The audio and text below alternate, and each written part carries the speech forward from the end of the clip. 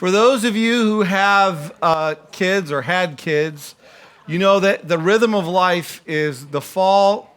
It's kind of like the new year for parents, and there's this kind of this re-emergence of okay, now we're back to routine. You're kind of settling in. We go back to the gym. September's a huge, other than January, September's a huge back to the gym kind of a time, and back to any kind of spiritual discipline. Alcoholics Anonymous groups all of a sudden start growing a little bit in September. It's an interesting time. And so, and the church kind of works the same way. This is the time vacations are kind of done, and we just kind of come together and kind of have the fall kickoff, if you would. And so this Sunday, we're kind of kicking off a new series. And we are looking at Jesus's actual words. What did Jesus say? And there's many reasons for this. One of it is, if you were here for our last series that we just did on vision, if our focus is on Jesus, getting to know him and ultimately being like him, you must know Jesus, which means that you need to study and look at his life. And so part of that is a critical part is, what did he say? Another aspect of that is there's a lot of things that are said that Jesus represented, that he did say and that he didn't say.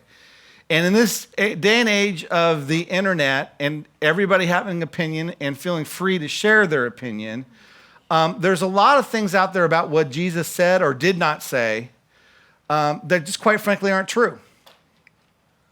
And so occasionally we got to go back and say, okay, what did Jesus say, if you would? It's kind of like spiritual Snopes. I don't know if you guys are familiar with Snopes, the website. But if you get an email saying, hey, you know what, they're going to start taxing emails, or did you hear that Hillary did or Trump did, or would you send me this amount of money because I'm in, some foreign land and I'm about to die, and you're like, is this true? You go to this website called Snopes, and they've done a lot of research. Most of the time you can tell whether it's true or untrue. And in essence, we're looking at the words of Christ, so we can say, okay, what did Jesus really say? What did he really stand for? And begin to separate those two things. And as we kind of look at this first part of the Red series, if you would, the reason we call it Red is because there's some Bibles that when Jesus speaks directly out of his mouth, they put the words in red. So that's why we called it Red. But we're looking specifically at the beginning. His very first words that we have at least recorded that he said, all the way up to about the time that he calls the disciples. And one of the reasons we want to take this first part and really look at the beginning is because beginnings matter. We're about to elect a new president. I know that could be a depressing thing, no matter what side of the aisle you sit on. But we're about to elect a new president. For some of us, our sports team might have a new coach or a new player. Whenever something like that happens, you get a new CEO. The very first thing is the whoever's involved gathers, and they make a big deal about their first speech, their first words, because it kind of sets the tone for what they stand for, where they're going, and so this first series, Beginnings, is really about that. Is the Bible says, hey, this is what Jesus said first. And so what is with that? What is it really trying to say? What tone is it really trying to set? And so because this is football kickoff Sunday, and I'm proud of y'all for being here, though I know the Niners don't play till tomorrow night. The Raiders still play right this afternoon. And yeah, well, we won't get into that. I want to start with a football quote by a coach called Vince Lombardi. Now, if you're not familiar with football, you'll get saved someday. No. That's a joke.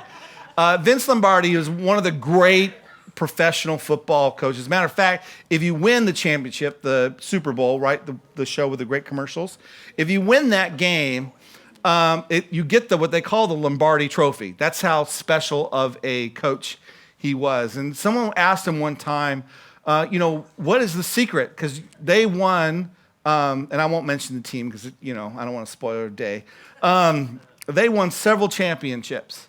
And so he's like, what's the secret of you being able to do that? And this is what Lombardi is quoted as saying. He says, there have been a lot of coaches with good ball clubs who know the fundamentals and have plenty of discipline, but still don't win the game, the big games. Then you come to the third ingredient. If you're going to play together as a team, you've got to care for one another. You've got to love each other. Each player has to be thinking about the next guy and saying to himself, if I don't block that man, Paul's going to get his legs broken. I have to do my job well in order that he can do his. The difference between mediocrity and greatness is the feeling that these guys have for each other. Most people call it team spirit. When the players are imbued with this special feeling, you know you've got yourself a winning team. It's interesting, as he's talking, you're like, okay, what is the secret sauce? You would think he'd talk about, well, it's the coaching staff. You think he's talking about it's the way we develop the quarterback, the right kind of players. It's the organization we have. It's interesting. He says, listen, there's a lot of great coaches and a lot of great teams with a lot of great schemes out there. But for us, the special sauce, if you would, the secret is that people care for one another. It's relational. And the interesting thing that we're going to find as we kind of open up God's word, the quote that we really want to get to, is that when the Bible records Jesus' first words, and he said a lot of words before these, but for some reason God decided these are the first ones that I want people to read that Jesus said. What's interesting is that it's not about you need to repent. It's not about God in history. It's not about this great theological idea, though I guess you can kind of argue it is. It ends up to be about relationship. That secret ingredient that Lombardi alludes to. So let's open the word and actually see that. If you'll open to Luke chapter 2, if you have a Bible, you can always borrow one of ours. It's in the seat in front of you, or as you see, it'll be up on the screen, so you can just do that. Though I always encourage you to double check to make sure we're not cheating, that it's really there. Because ultimately, I want you to learn from God, not from me. And so Luke is a companion of Paul. Paul is a great apostle who Jesus literally meets on the road after his resurrection, teaches him personally in Paul's preaching, and Luke travels with him. And in this, he learns a lot about Jesus, and so he takes it upon himself to be an historian. Luke by trade is a doctor, so he's one of the very few educated. There's not middle class in this day and time. There's the have-nots, which is 98%, and then there's the 2% that are educated. And Luke is one of the few that are educated. And so it's a big deal that he is, and he searches out and kind of brings this history together. And we find out in the beginning of this letter, it wasn't chapters and verses when he wrote it. He was writing a letter to a friend, Theophilus. You can find that out in verse 1. And he says, listen, you've heard a bunch of stuff about Jesus, and I want you to know what you can trust. So I've searched the truth out, is what Luke in essence says. And so let me tell you. And then he begins to write the story of Jesus' life as he is found out in firsthand accounts and interviews. And he talks first about Jesus' birth. It starts actually with John the Baptist's birth, his cousin, and then Jesus' birth, and the unusual circumstances and this expectation of that Jesus is something special. And then we find ourselves coming to we call verse 41. And again, there wasn't chapters and verses, but this is the way we find our way around the letter. Verse 41, he says, every year his parents, this is Jesus' parents, went to Jerusalem for the feast of the Passover. When he was 12 years old, they went up to the feast according to the custom. So in essence, this is what I'm calling the prologue. This is the story before the actual event happens. And we find out two critical things here in the prologue. First of all, Mary and Joseph and their family is a good Jewish family. Okay? They keep the customs. We found out earlier in the chapter that when on the 8th day, Jesus was circumcised and he went to be blessed and set apart because the firstborn of every family was to be set apart according to Jewish law to God, and they did that. And then we find out very shortly after that every year, just like it says in Deuteronomy, as a matter of fact, let me read that passage for you really quick. Deuteronomy 16, verses 5 through 8, though this is all throughout the Old Testament, which I refer to as the Hebrew Scriptures. It says this. It says, you must not sacrifice the Passover. Now, let me just quickly, in case you're not connecting here. If you ever saw the Prince of Egypt or the Ten Commandments, the Passover is that event. Remember when they're in Egypt, God sends 10 plagues to let Pharaoh know that he's God and Pharaoh's not. And the last one was when the angel of death came. And he went to every single household, every single one. But the ones that had the blood of the lamb on the doorposts of the house, the angel of death passed over that and then went to the next house and so forth. So the Jewish Hebrew children, firstborn, were spared, including their livestock, were spared as well. And so God, when they were left, was saying, I want you to celebrate this. And they called it the Passover because the angel passed over. Okay, that's the context. Let's go back to Deuteronomy here. All right. You must not sacrifice the Passover in any town the Lord your God gives you. In other words, you can't just do it any place that you live, except in the place that he will choose as a dwelling for his name. When he's writing to the people in Deuteronomy, they're in the desert. They have no home yet. They're going to the promised land. There you must sacrifice the Passover in the evening when the sun goes down on the anniversary of your departure from Egypt. They still, by the way, do this today. They roast it and eat it, the lamb, at the place the Lord your God will choose. Then in the morning, return to your tents. For 6 days, eat unleavened bread, and on the seventh day, hold an assembly to the Lord your God and do no work. So this is a 1-week celebration mandated for the Jewish people. So being a good Jewish family, every year, this family and their relatives and friends travel from Nazareth to Jerusalem. They have the Passover dinner, and then they party for 6 more days. If you got to choose a religion based on holidays, you want to be Jewish. We have the most and the longest. All right, I say we because my dad grew up in an Orthodox Jewish home. Anyhow, and so they did that. That's that celebration every week. Good Jewish family. Also, it tells us that Jesus was 12 years of age.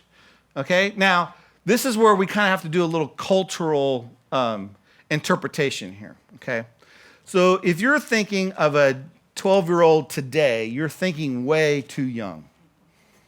Okay. If you've ever been to a third world country and you're thinking of a 12-year-old, you're pretty close to what this is talking about. So in our cultural context, in the Jewish culture, a young boy and young girl become a man, become a woman at the age of 13. That's when they're like for us, it's 18, you're considered an adult and you can be independent, right? And you can move out of your house and say nuts to your parents and I'm out of here, right? You couldn't really say that to your parents at age 13, but that is in essence when adulthood happened. So in our context, it would be like Jesus being a very mature 17-year-old. He's on the eve of his 18th birthday. He's on the eve of becoming an independent young man. All right? So we learn he's still technically a child by Jewish law, but he's very close to Jewish law being a Jewish young man who can participate in and lead, actually, worship in the temple. That's a big deal. Okay? So that's kind of the prologue, if you would. Now let's get into the event itself, starting at verse 43.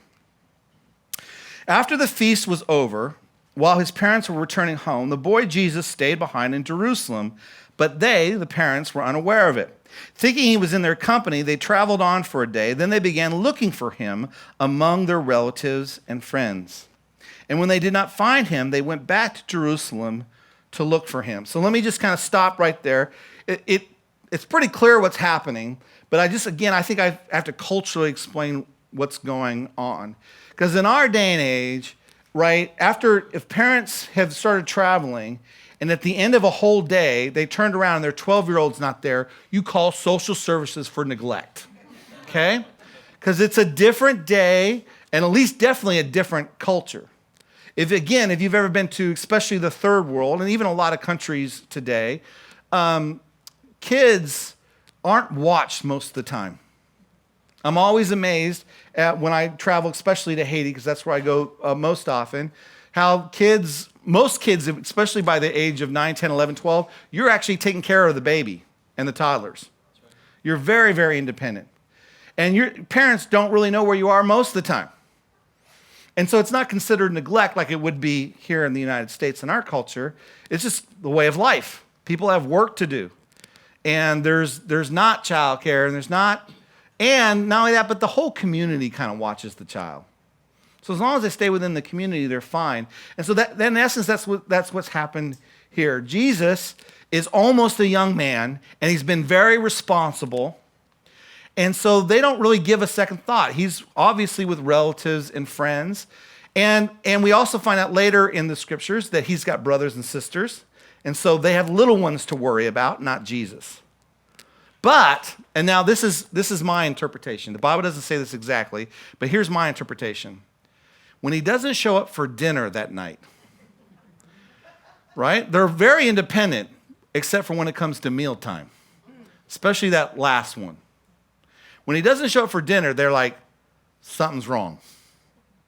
Something's wrong. Again, it doesn't say anything about dinner, but that's just kind of what I'm suspecting.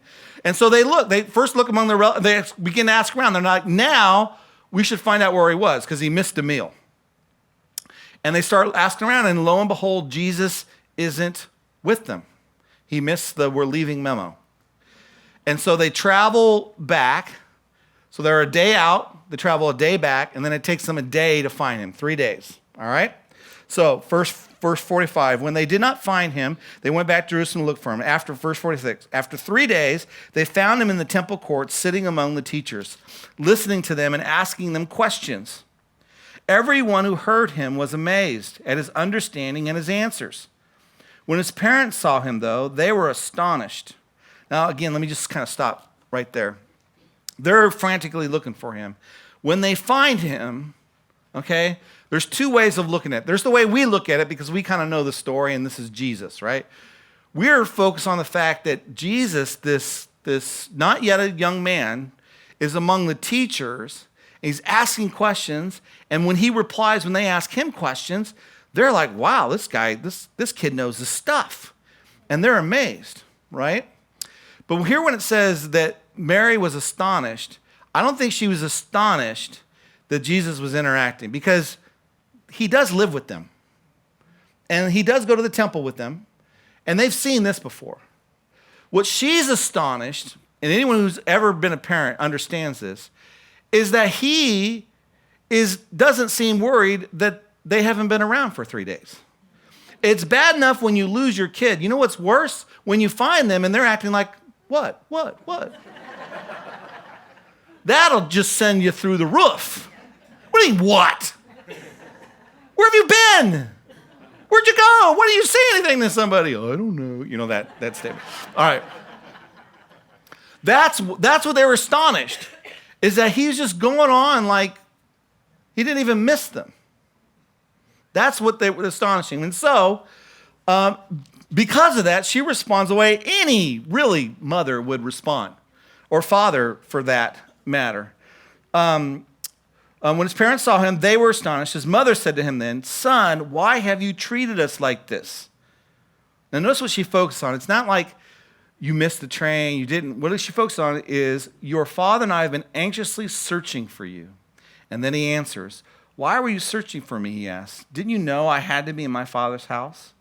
But they did not understand what he was saying to them, which any parent who has a child understands that. All right? So you see this your interaction. And what I want to focus here is on Jesus' words there in the light red, I guess you could say. When Jesus responds, "Why were you searching for me? Didn't you know that I had to be in my Father's house?" And remember, these are the first, not the first words they ever spoke, but the first words that we have recorded for the ages that he spoke. And so we kind of want to focus on this. And there are three things that I see that I think are inherent in this statement. The first one is Jesus knows his identity. Jesus knows his identity.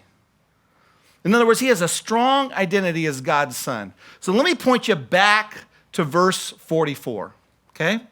They can't find him. So verse 44 says, "So they looked among friends and relatives." Duh. Of course they did, because that's a natural place to look. It's kind of like if you're missing a son or daughter, you go look in their room. That's probably the first place you should look, right? Why? Because that's a sense of who they are. It's a sense of place, of the appropriate place for them to be. So part of Jesus' response was, listen, you couldn't find me, and you were frantic. They spent a whole day looking for him. And in essence, Jesus is saying, wait a second, why didn't you just check my room? In other words, their natural response was correct. They just didn't follow it far enough. Their natural response was look for Jesus among relatives. And Jesus' response was, I was with my relative. I was at my father's house. Where else would I be? I mean, me not leaving with the crowd, maybe we have to talk about that. And the Bible doesn't even address that. But the issue of you not knowing where I am or where to look for me, that should have been clear. Because Jesus had a strong identity. He belonged to the Father. And it was natural for him. His appropriate place for him to be would be the Father's house. Now, this goes beyond even maybe our relationship with God. Matter of fact, he has such a close identity with the Father, it gets him in trouble over and over and over again. I'm not going to spend a whole lot of time here, but I do want to point it out. So in another writer, one of his disciples who actually knew and listened and ate with Jesus, John, says this in chapter 5, verses 16 through 18. He's telling the story because Jesus does something that drives the religious leaders nuts, right? And the Bible says in the Hebrew scriptures that you should not work on the Sabbath. That's sundown Friday night to sundown Saturday, okay? And they came up with all kinds of rules of what work was and wasn't. And Jesus had the audacity to heal somebody on the Sabbath, which they considered work. And so they're giving him a hard time about it. It's not so much that he's healing on the Sabbath, it's that he makes them look bad because he goes against their rules. Okay? And so there's this conflict, and that's the context, what happens starting verse 16. So because Jesus was doing these things on the Sabbath, the Jews, and really it's the Jewish leaders, not all the Jews, persecuted him. And Jesus said to them, the religious leaders, my Father, notice the identity, my Father is always at work to this very day. In other words, hey guys, God never takes a day off. I mean, I know it says, he rested, but he is in our lives. He is available 24/7, 365, forever. And that's not arguable. But then he says this next sentence, and I, Jesus, too, am working. Now notice the response. For this reason, the Jews tried all the harder to kill him, not only because he was breaking the Sabbath, making them look bad, but he was even calling God his own Father. Notice the interpretation here, making himself equal with God. Equal with God. Now, Jesus didn't, this happened several times. Jesus never goes, wait, you misunderstood me. What I mean is God is all of our fathers and that he's the creator, right? Which is what people try to tell you. They try to say, well, Jesus never claimed to be God. Really? Because the Jews didn't understand that. They wanted to kill him because of it. And Jesus never took the time to go, whoa. That's not what I'm saying. Because I understand to consider yourself equal with God is blaspheme, because it was and is. No, that's exactly what he was saying, because that was his identity. He was one with the Father. He was God, but God in the flesh, the Son. Jesus knew his identity. Number two, Jesus' heart was with God. Jesus' heart was with God.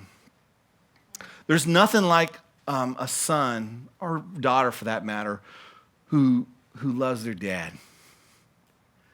There's some, especially in our culture, I think it's a little bit, it's very special in our culture because dads often are the third wheel in our culture. It's hard to find any kind of TV show or sitcom where, dad has a clue about anything.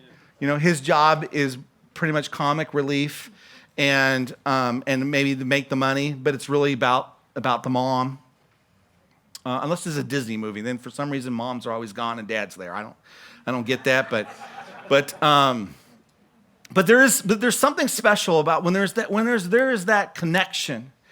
When it's more than just a connection of, yeah, we're family, but really that's daddy's boy, or that's daddy's little girl. When there's that kind of relational connection. And in essence, that's what we see here. We see that Jesus isn't just someone who's concerned about God. Jesus isn't just somebody who thinks about God. Jesus sees himself. The fundamental of his heart is connected to Dad, to the Father. And when he talks about God, he more times than not talks about the Father.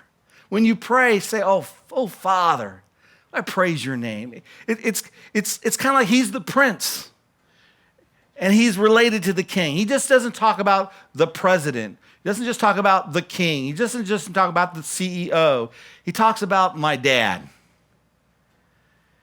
And everything good seems to be talked about in terms of his dad.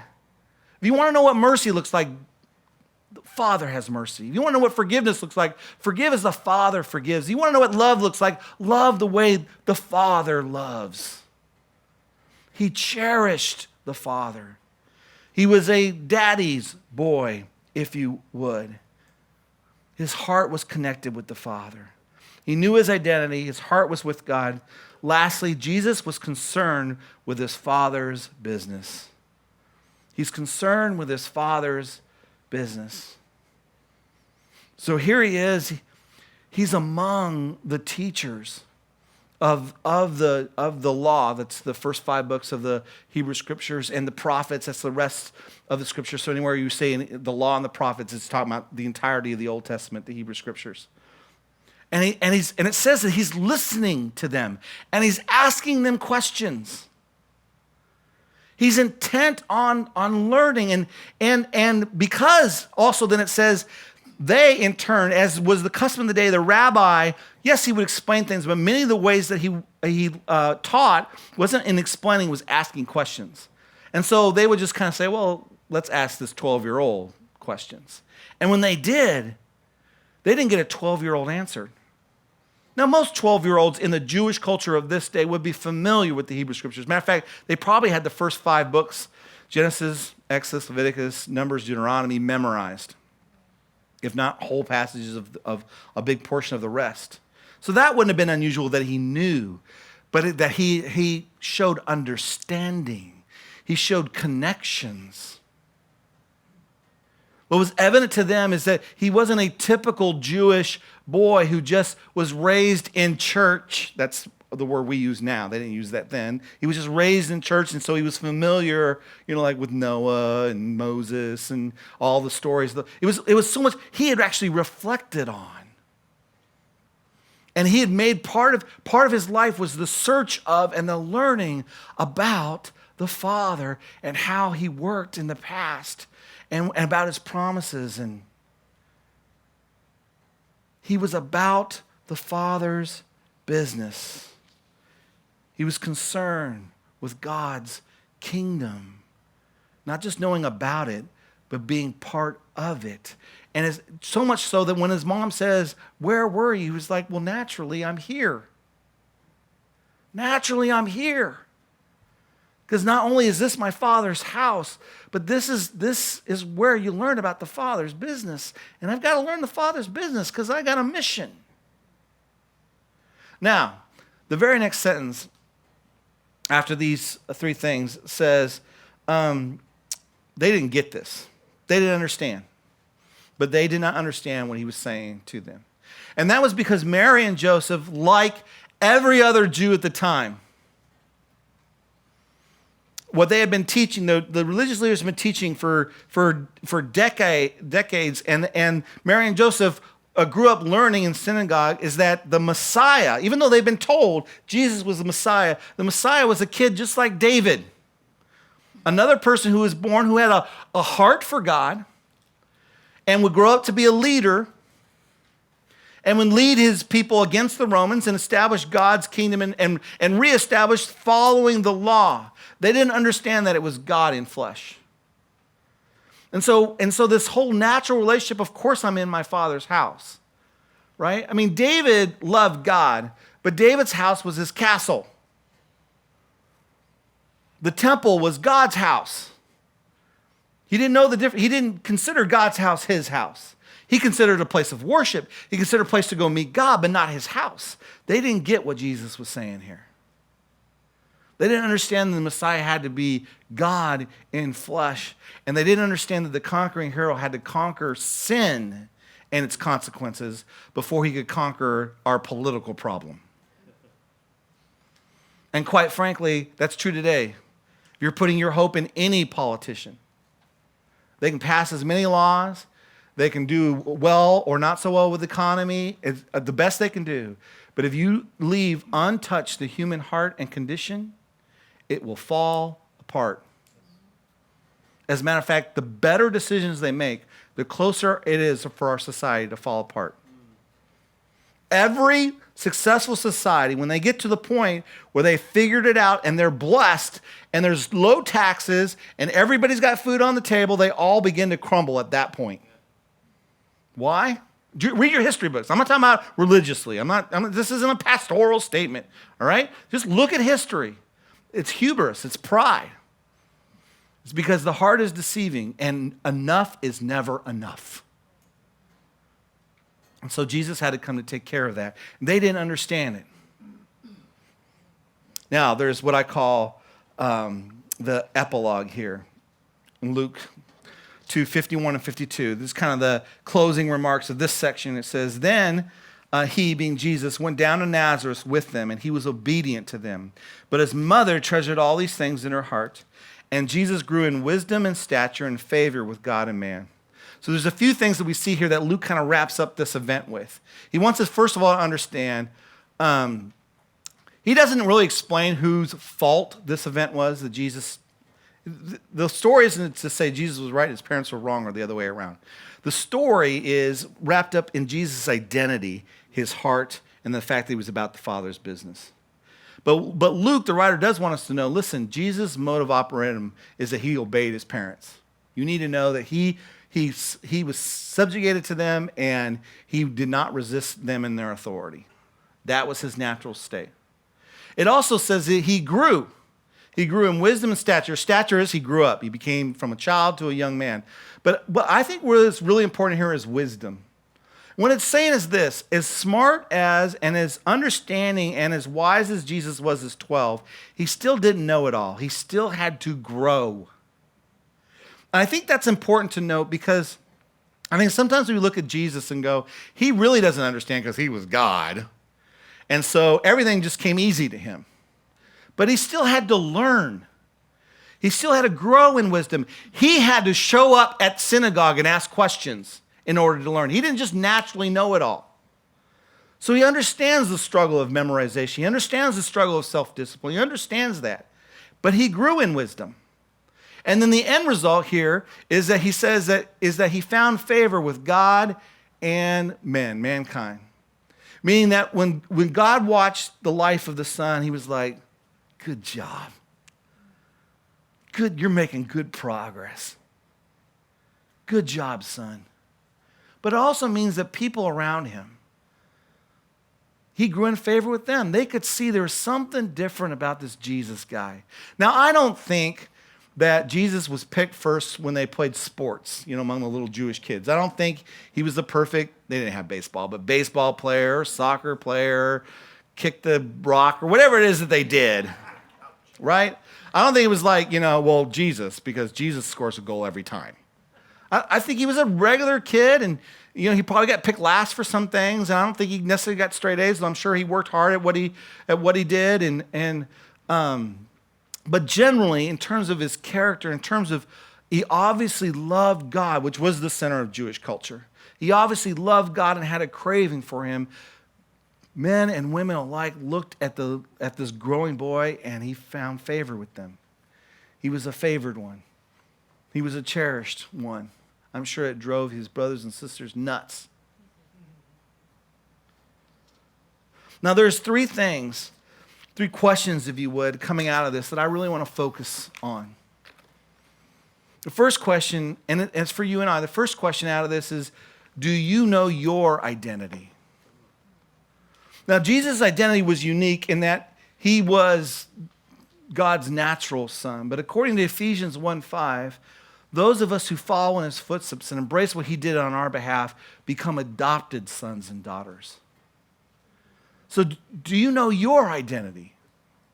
And not identity like I'm a Christian, like I'm a Democrat or Republican, which only shows up when we vote every 2 or 4 years, right? Really, truthfully.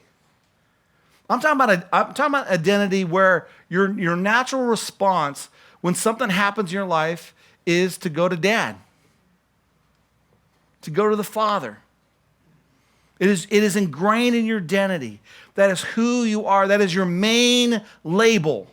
And if you want to know that this is true about you, just how would people describe you? Would they describe you through the lens of your work? Would they describe you through the lens of your family? And then maybe mention, oh, and I know they go to church too. That's kind of like a hobby, and I know they like to run, or I know they like the 49ers, or I know they like whatever, romance novel, whatever it may be. Or is it, you know what? And they may not say it nicely. They might say crazy about God. I mean, a lunatic for Jesus. I mean, they might say it that way, but fundamentally, when people look at you, like, you just cannot miss that their identity is wrapped up in this Jesus guy, whether they believe in Jesus or not.